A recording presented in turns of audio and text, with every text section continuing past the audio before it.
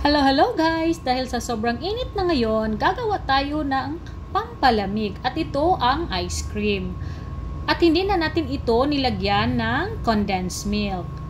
So first, tutunawin lang natin ang 1/3 cup na powdered milk sa 1/3 cup na tubig.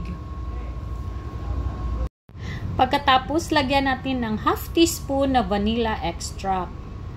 Tapos, set aside muna natin. Sa bowl, maglagay tayo ng chilled na 250 ml na all-purpose cream.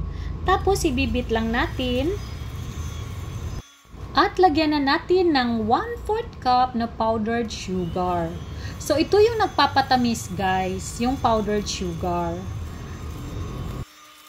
Hahaluin lang natin ito ng mabuti.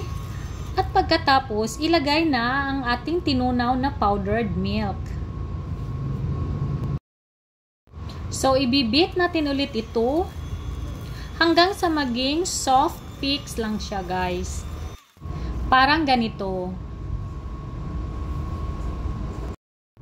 Hahatiin lang natin ito.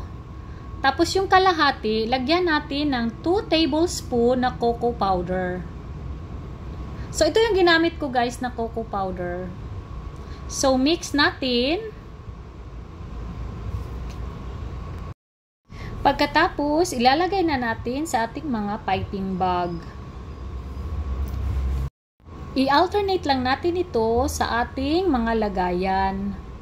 So guys, pag medyo natabangan pa kayo, pwede kayong mag-add ng powdered sugar. Pwede din tayong mag-add ng mga marshmallows or mga peanuts. So ito na guys, i-freeze na natin overnight. So, ito na yung pinakapaborito kong part, ang tikiman time. Tikman na natin. Napakasarap, guys.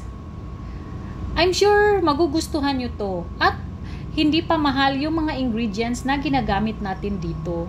So, bye!